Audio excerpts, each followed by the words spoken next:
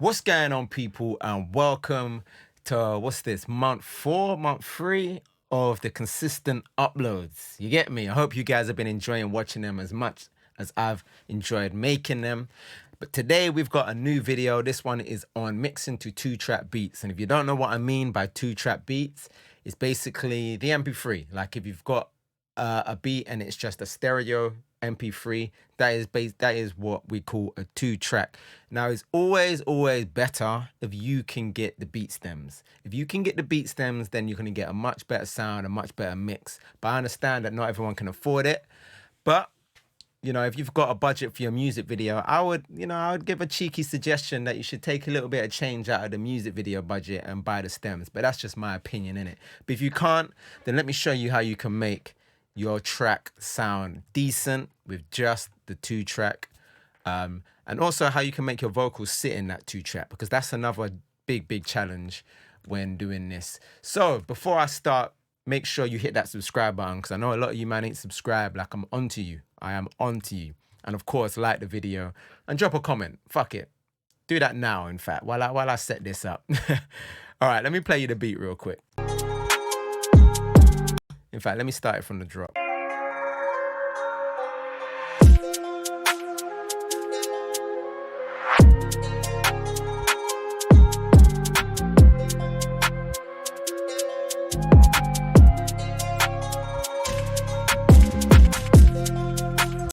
So this sounds decent. Like, it doesn't sound half bad. There's a few things that I think I would like to change. So first, let's start with an EQ. So I'm going to use an SSL EQ.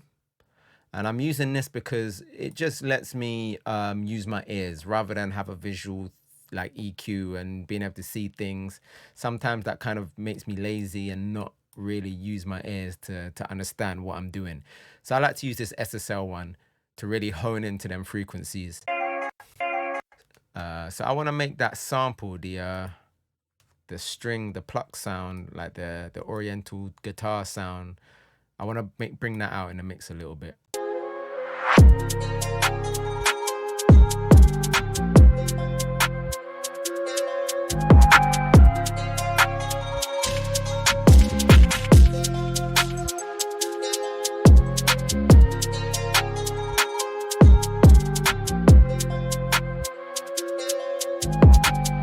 And in fact, I want that flute to poke out a little bit as well.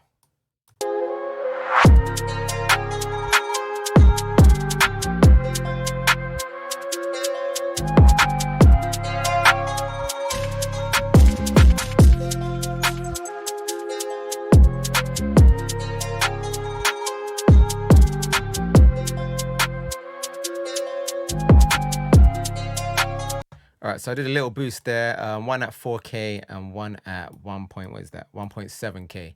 Just small boosts to get that, basically the samples out. That's the first thing that hit me. I wanted the music of the track to be a little bit louder. And the second thing that's hit me about this is I want the kick to be a little bit quieter. It's a little bit overpowering. Also, I want those subs and the 808s to really come through a little bit better. So we're going to use the F6, and we're going to use this to find our kick drum. So we're going to solo a band, and then we're going to find our kick drum.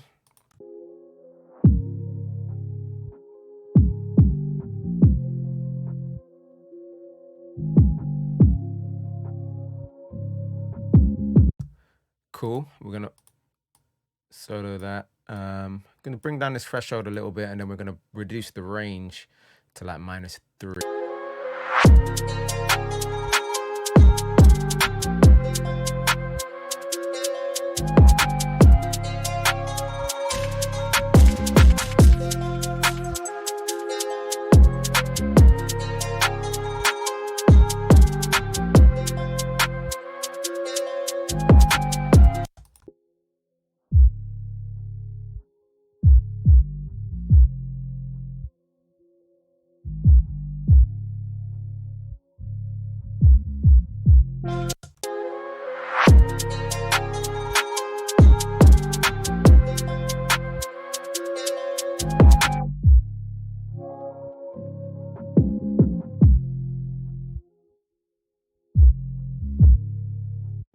Very overpowering kick, boy. That kick is very loud.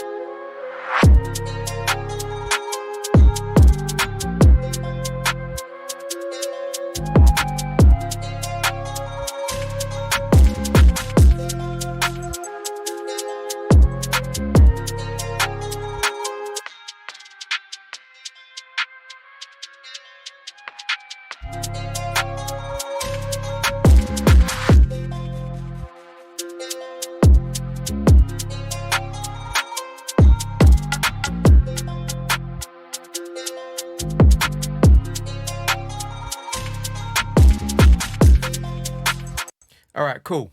So we just smoothed out that kick drum using the dynamic EQ. I've also brought out the snare, the clap a little bit as well. Now this isn't the most ideal example, to be honest, because that kick drum is so overpowering, that 808. Like I really do just want to hone into that 808, but unfortunately we can't do that. So but this will do the job. This will do the job. And then we're going to use a virtual tape machine. Oops, wrong plugin. Let's get rid of that. Virtual tape machine. This microphone is in my way, man. I need to figure out a better way to do this because I can't see. I'm going to put it on 15 IPS. We're going to turn down this noise because that's just literally white noise.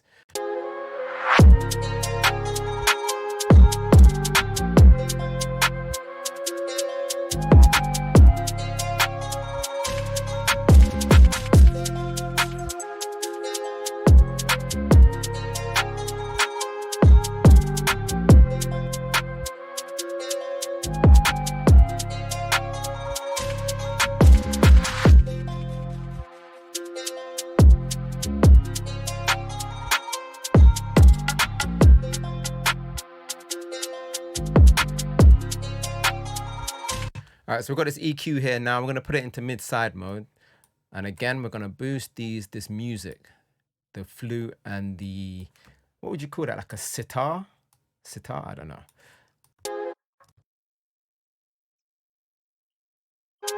But we're only boosting the sides. So that's why it has that little S there, and that's why we put it in mid-side mode. So you do that by right-clicking and going to stereo placement and going to sides. And that's just boosting the sides of the frequency, the sides of the beat, rather than the center where the vocals are going to sit. Because that's when the beat starts overpowering the vocals. So if I boost it all the way up, you can hear it just gets wider, and you can hear that it's almost like just though that music is increased and not too much the snare and the hi-hat.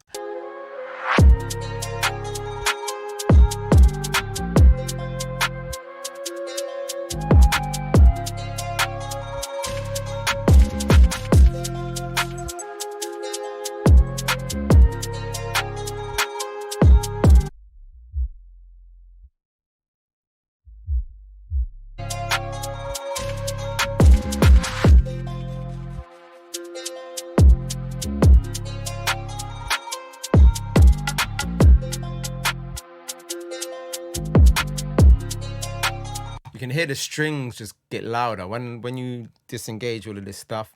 Very, very subtle changes, but the main thing is those strings. Those strings really come through, and the kick is a lot more controlled and less just wild. So yeah, let's...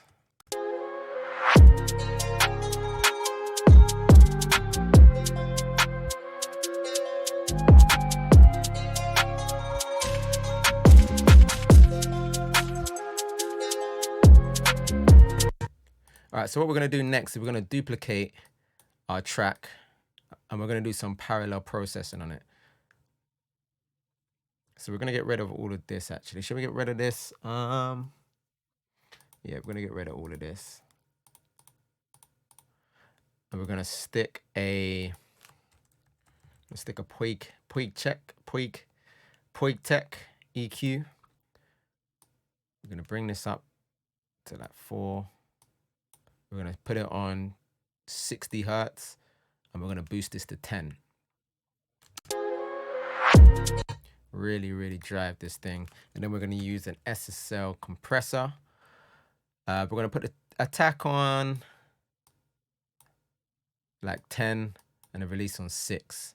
I'm going to put the ratio on 10. In fact, we're going to put the release on 3. Obviously, I've got this turned down at the minute.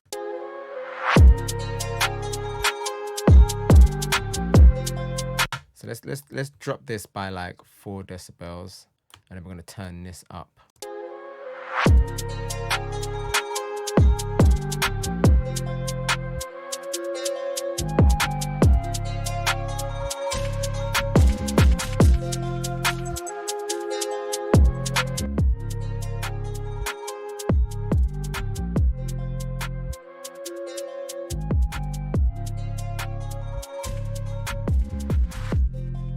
Yeah, in fact, we're going to do a quicker attack. We're going to do a quicker attack because, like I said, we want to control that kick. So maybe even like a free attack. Can you hear it? It clamps down the kick and then the 808s get louder. And this is all parallel. So I've got the main one muted. This is just the underneath bit here. So we're going to turn this up a little bit. We're going to turn this down. Take this off of mute.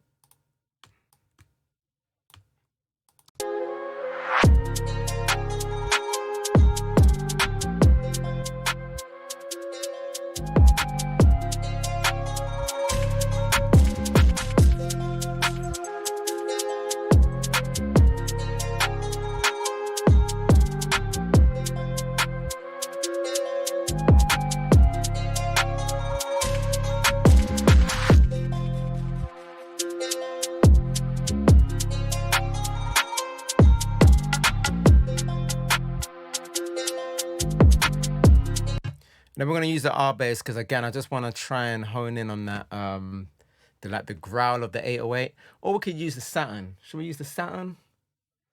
I don't think a lot of you, man, have the Saturn, though. That's the only thing. I don't think a lot of you, man, have the Saturn. We'll do both.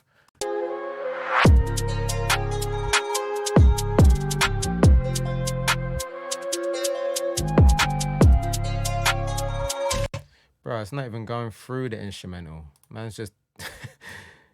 I was thinking, why ain't it making no difference? Let's put this through the instrumental bus. Instrumental 0.1.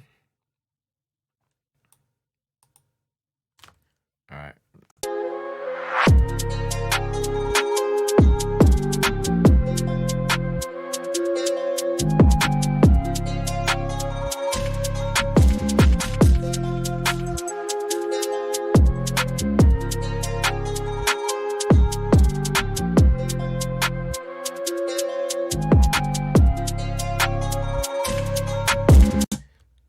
So that's...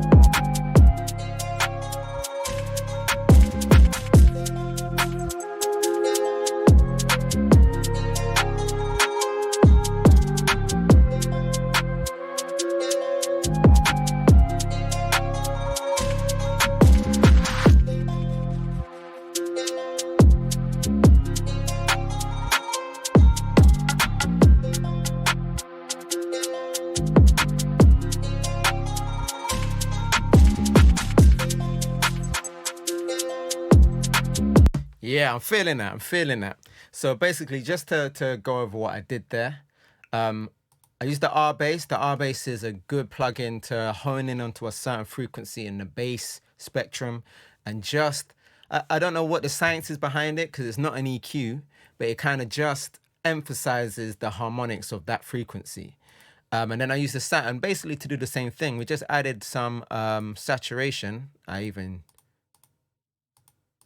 put the saturation on the wrong thing, but okay, we're using the warm tape saturation just to hone in on that same frequency where the 808 is sitting.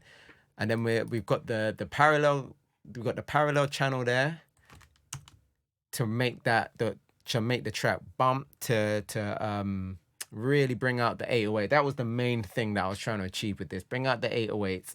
All of this stuff on the main channel was trying to control that kick. That kick was giving us problems, and then everything else is basically just getting that 808 to stand out. And I think it done a considerable job. We've also got the mid-side EQ there. I think I might even take down this. I've done a little bump here.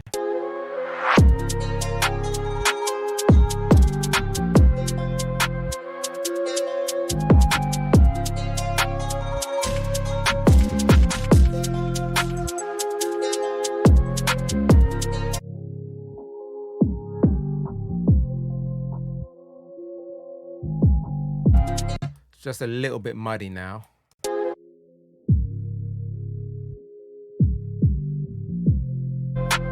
So we're just gonna bring that down just a touch, like there.